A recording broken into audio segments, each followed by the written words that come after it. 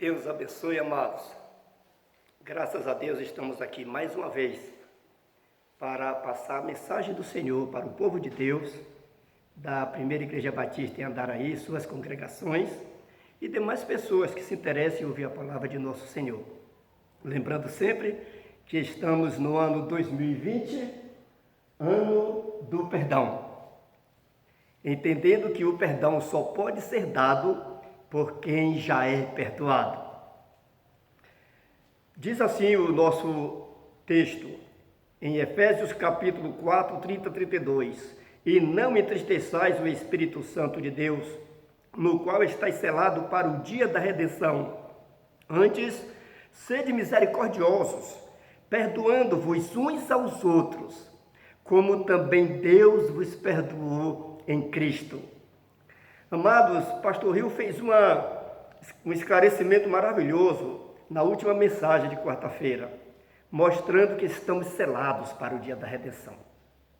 E o outro detalhe importante é, se você está selado, significa que o Espírito Santo não fica entrando e saindo de você.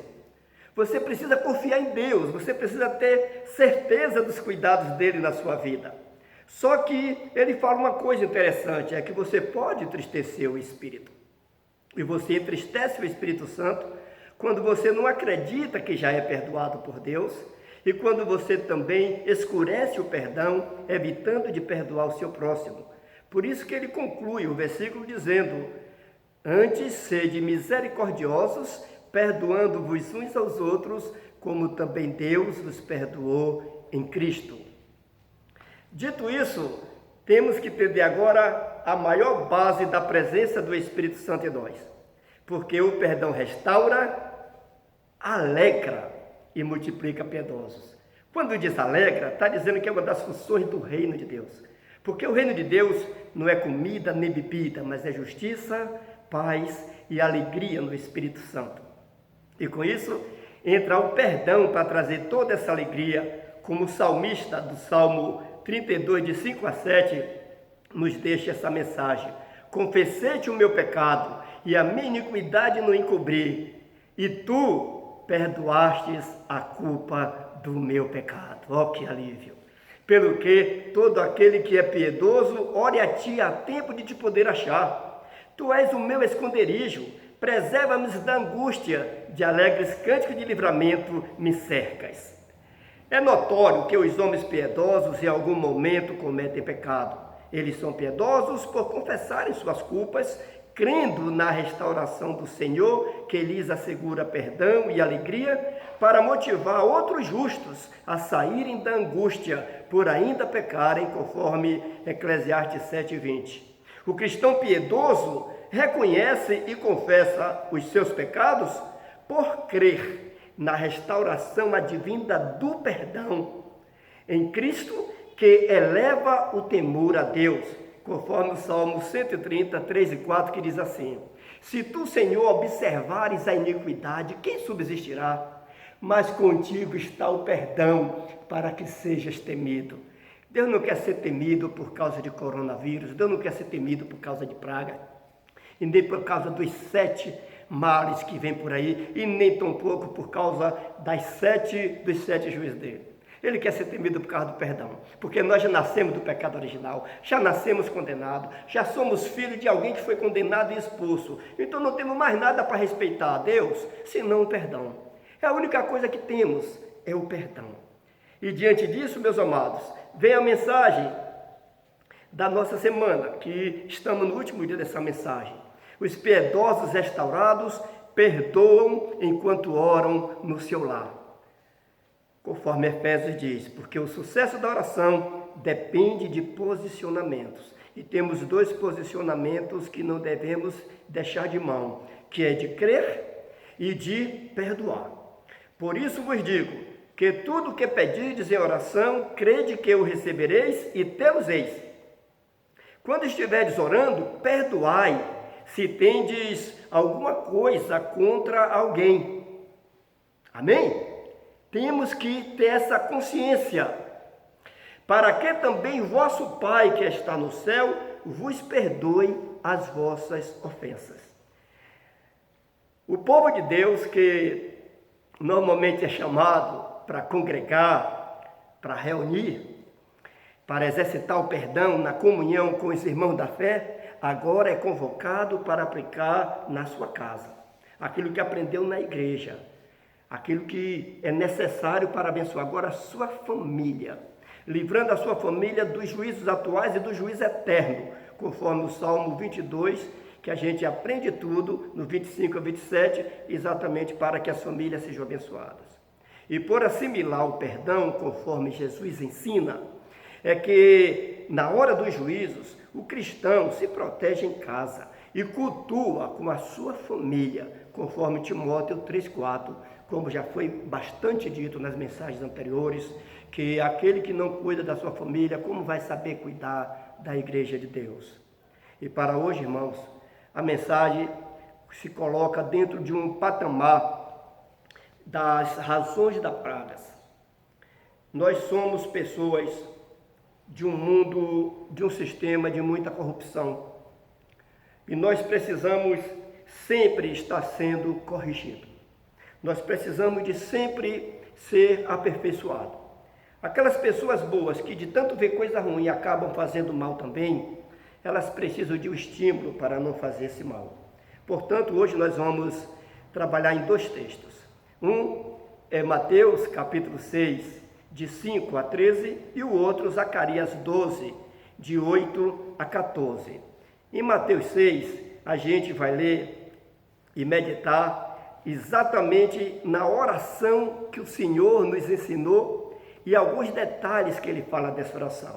Diz assim: e quando orardes, não sejais como os hipócritas, pois gostam de orar em pé nas sinagogas e às esquinas das ruas, para serem vistos pelos homens. Em verdade vos digo que já receberam a sua recompensa. Mas tu, quando orares, entra no teu quarto, e fechando a porta, ora ao teu pai que está em secreto, e teu pai que vem em secreto te recompensará. E orando, não useis de vãs repetições como gentios, porque pensam que pelo seu muito falar serão ouvidos. Não vos assemelheis, pois, a eles, porque vosso Pai sabe o que vos é necessário antes de vós lhe pedirdes. Portanto, orai vós deste modo: Pai nosso que está nos céus, santificado seja o teu nome. Venha o teu reino, seja feita a tua vontade, assim na terra como no céu. O pão nosso de cada dia dá-nos hoje. Perdoa as nossas dívidas, assim como nós perdoamos aos nossos devedores. E não nos deixeis cair em tentação, mas livrai-nos do mal. Amados, esta oração está mostrando categoricamente que nós devemos nos colocar, em particular, diante de Deus, como se fôssemos criancinhas. Como se fôssemos completamente dependentes dele, como está provado. Basta um vírus para acabar com tudo, e esse vírus não vai acabar com nada. Graças a Deus não vai. O pessoal que tem morrido é por desobediência, por muitos porque não estão atendendo os conselhos, e não estão respeitando os idosos. Estão agindo sem o respeito que devia ter aos mais velhos e os mais frágeis. Então, evite se contaminar para não contaminar os outros. E a oração diz o quê? Não deixeis cair em tentação, me perdoe como eu perdoei quem me ofendeu. Então ele está mostrando, gente, como deve agir e que para a oração chegue a ele. O outro detalhe importante é que ele nos livra do mal, mas que a gente não deve orar com hipocrisia. Não deve estar orando sozinho em público, porque não interessa, a sua oração é particular, é você e sua família, ou você só no seu quarto. E o outro texto, amados, é o que se encontra em Zacarias. Zacarias 12, de 8 em diante, mostra a necessidade de ir para os quartos, mas mostra também uma coisa que nós cristãos, que somos realmente dedicados, já fazemos. Independente de coronavírus, a gente tem o nosso culto doméstico, porque o que não tem está pecando, porque fica dependendo só da igreja, e a igreja é para preparar você para a família. Você, crente, que é só de igreja e não é preparado para a família, você está vacilando. Porque o que você aprende na igreja é para aplicar na sua família.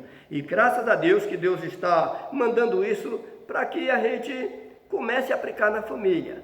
Diz assim, Zacarias capítulo 12, de 8 em diante: naquele dia, O Senhor defenderá os habitantes de Jerusalém, de sorte que o mais fraco dentre eles naquele dia será como Davi, e a casa de Davi será como Deus, como o anjo do Senhor diante deles. E naquele dia tratarei de destruir todas as nações que vierem contra Jerusalém. Mas sobre a casa de Davi e sobre os habitantes de Jerusalém derramarei o espírito de graça e de súplicas, e olharão para aquele a quem traspassaram. E o prantearão como quem pranteia por seu filho único, e chorarão amargamente por ele como se chora pelo primogênito. Naquele dia será grande o pranto em Jerusalém, como o pranto de Haddad Rimon, no vale de Megido. E a terra pranteará, cada família à parte. A família da casa de Davi à parte e suas mulheres à parte. A família da casa de Natã à parte e suas mulheres à parte. A família da casa de Levi à parte e suas mulheres à parte. A família de Simei à parte e suas mulheres à parte. Todas as mais famílias, cada família à parte e suas mulheres à parte. Amados, ele fala aqui de chorar pelaquele que foi traspassado. Jerusalém nunca chorou por Jesus, porque Jesus foi morto lá. Eles ainda não caíram a ficha, mas está dizendo aqui nesse texto que essa ficha vai cair e Davi vai ser restaurado à sua família. Mas nós cristãos já devemos orar à parte, nossas famílias à parte.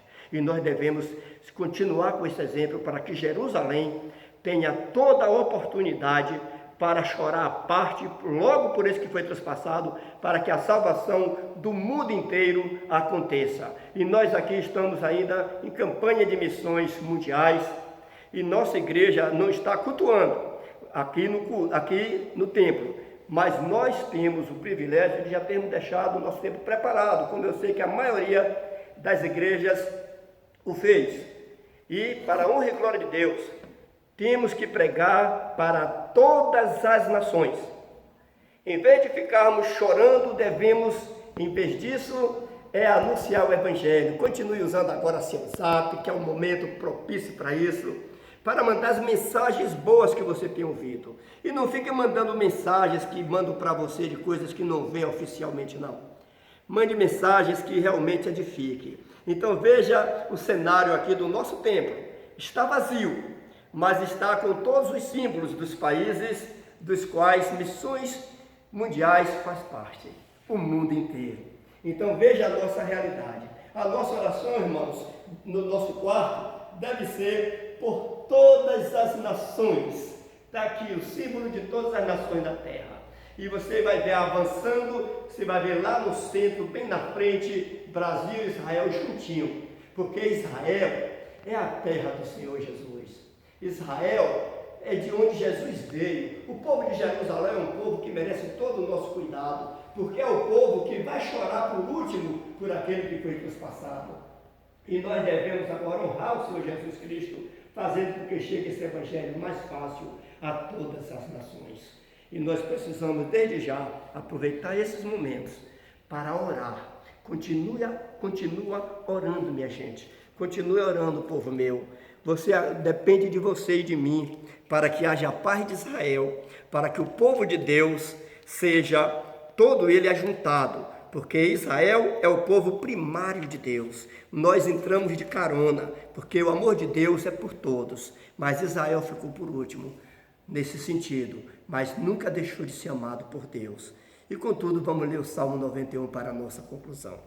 Aquele que habita no esconderijo do Altíssimo, a sombra do Onipotente descansará.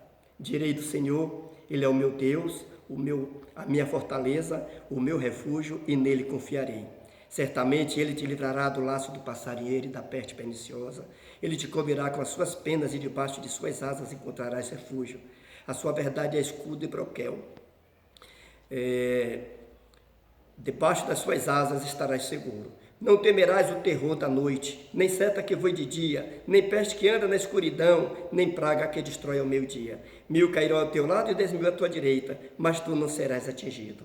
Somente com os teus olhos olharás e verás a recompensa dos ímpios, porque fizeste do Senhor o teu refúgio e do Altíssimo a tua habitação. Nem o mal te sucederá, nem praga alguma chegará à tua casa. Pois aos seus anjos dará ordem a teu respeito, para te sustentar em todos os seus caminhos.